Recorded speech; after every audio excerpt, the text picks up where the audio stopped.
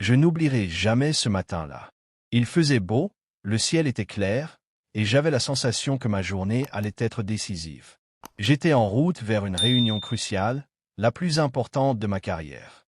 Après des années de travail acharné, j'allais enfin défendre un projet devant les investisseurs d'un grand groupe international.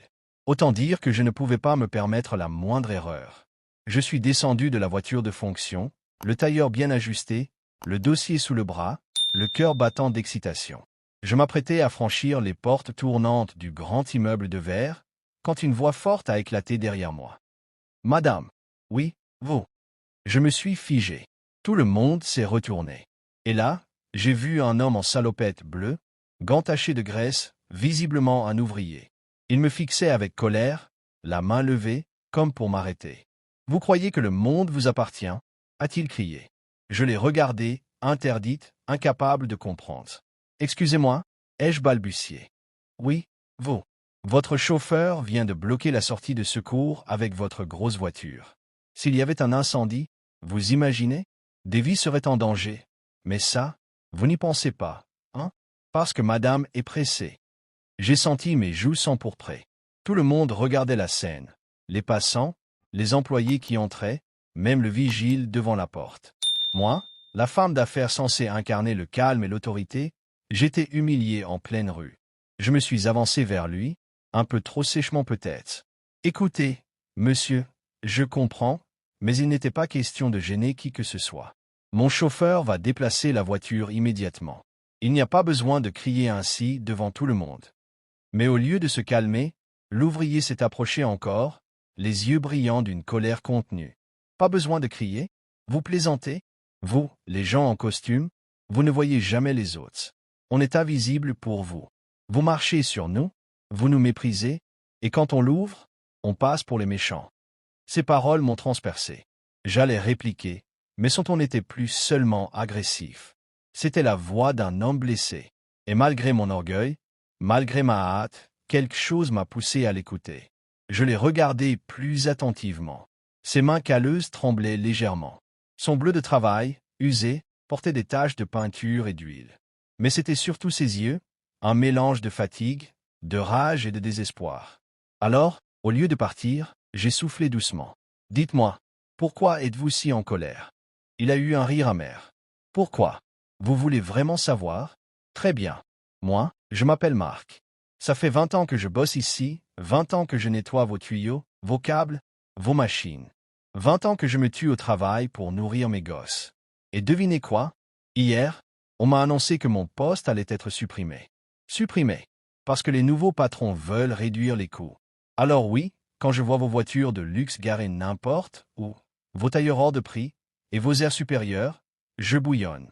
Parce que vous ne savez pas ce que c'est que de se battre chaque jour pour survivre. » Ces mots m'ont coupé le souffle. Toute mon assurance s'est évanouie. J'avais devant moi un homme qui venait de perdre tout ce qu'il avait construit, et moi, je représentais malgré moi ceux qui avaient décidé de son sort. Je suis resté silencieuse quelques secondes.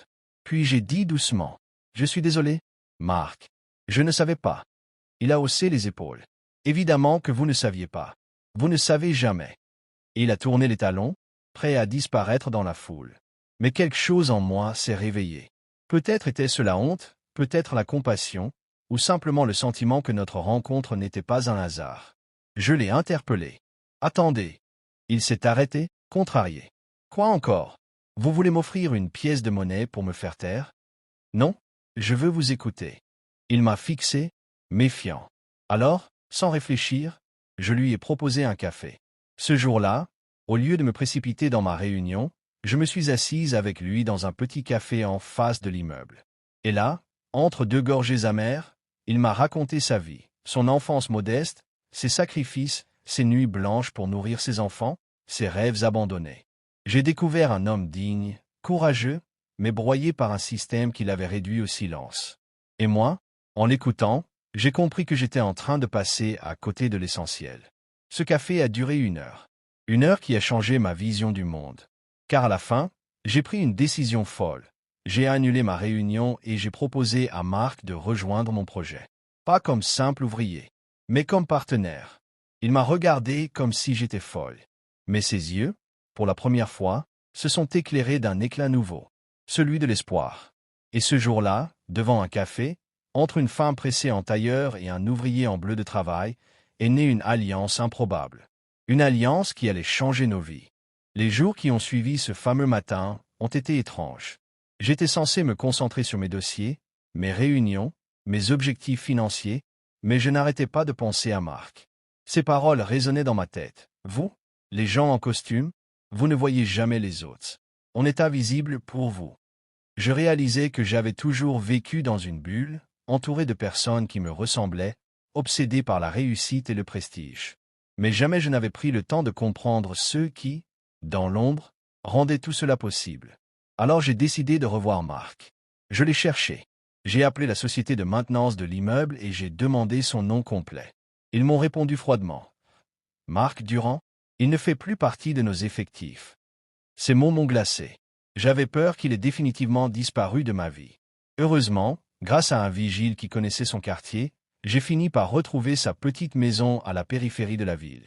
Une maison modeste, aux volets fatigués, mais où l'on entendait des rires d'enfants. Quand il m'a vu sur son pas de porte, Marc a ouvert de grands yeux. « Vous, qu'est-ce que vous faites ici ?» Je lui ai souri timidement. « J'ai réfléchi à ce que vous m'avez dit, et je veux vous proposer quelque chose. » Il a croisé les bras, méfiant. « Je vous écoute. » J'ai alors expliqué mon projet, une start-up innovante que je voulais lancer. Mais contrairement aux autres entreprises, je ne voulais pas d'une hiérarchie écrasante ni de décisions prises uniquement par des financiers. Je voulais créer une société humaine, où les employés participeraient réellement au choix, où chaque voix compterait. Et vous, Marc, vous avez l'expérience du terrain, la connaissance du travail manuel, la voix de ceux qu'on n'entend jamais. J'aimerais que vous soyez mon associé. Il a éclaté de rire. Associé? Moi?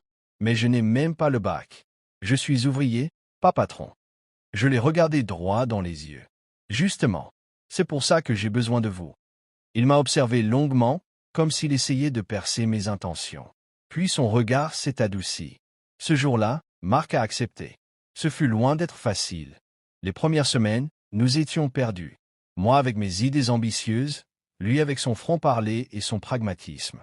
Nous n'étions pas toujours d'accord.